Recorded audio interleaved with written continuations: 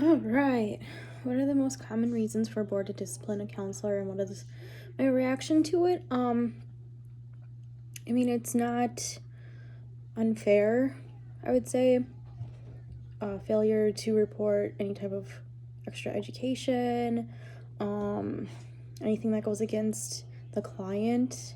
I mean, that's really understandable, I would say. So, I mean, just kind of common sense. Just don't do it. Do it at the same time. Like get extra education. What are some themes you see when you look at the common reasons for board discipline?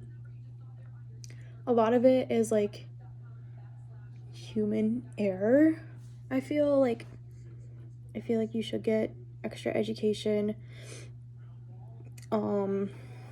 I feel like you shouldn't have a suspended license, and if you do, take the steps to get your license unsuspended and make sure like you're working towards bettering yourself. Choose one of the most recent cases and discuss the following points. So in Minnesota, we actually had something come up. So Walz signs executive order restricting conversion therapy in Minnesota. And we are just one of 24 states that have taken action against this practice to change the person's sexual orientation or gender identity. I know it's not really much of a case, but for us it's a big deal here. Only because I also got that on the KARE 11 news station from Diane Sandberg on July 15th, 2021. I'm pressing a lot of buttons. Okay.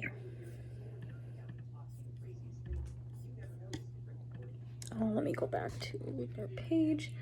What was the behavior that led to the discipline? Just a lot of people getting upset that people are trying to change other people's sexual orientation and doing a lot of different therapies to make them convert back to their sexual orientation or to convert them out of their sexual orientation. So if someone were to be gay, for instance, there would be a conversion therapy for that to try and converge them back into being straight, from what I'm understanding of that. And actually, I'll share from ACA, A4 in a category, avoiding harm and imposing values. Counselors act to avoid harming their clients, trainees, and research participants, and to minimize or to remedy unavoidable or unanticipated harm. I'm sorry, words are very hard right now today. I feel like with this one especially, people shouldn't, this shouldn't be a thing, honestly. Like, I just feel like it's other people's business to take care of themselves and like with their sexuality. Like, no one should try to change who they are and what they want. And honestly, the code does violate in Minnesota.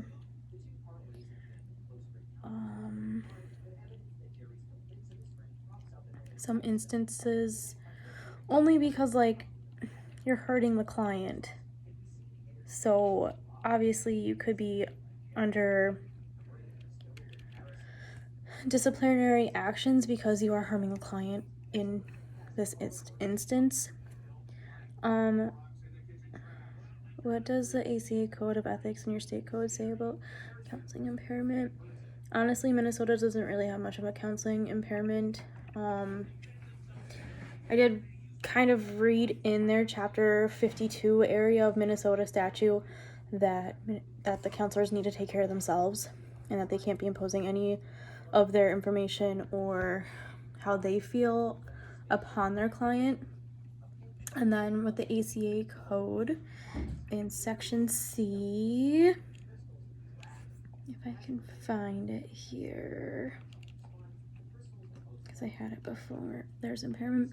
C2G, counselors monitor themselves for signs of impairment for their own physical, mental, or emotional problems and refrain from offering or providing professional services when impaired. So basically, like, they're saying the same thing. Just make sure you're at a good common ground, make sure you're healthy, make sure your mind's all there to help out the client. What is a question that this bring to mind for you? Just kind of like some of the steps that I could take to make sure like I don't get impairment, or if I do get impairment, what are some things I could do myself to improve that and make sure I'm not being the worst at what I'm doing when I'm being a counselor. So